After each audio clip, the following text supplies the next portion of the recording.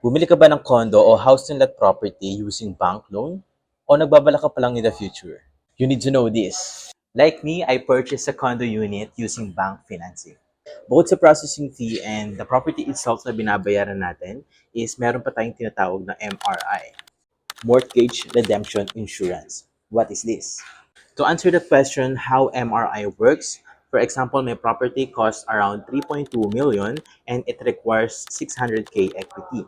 When we say equity, ito yung down payment na binabayaran natin monthly or isang bagsakan.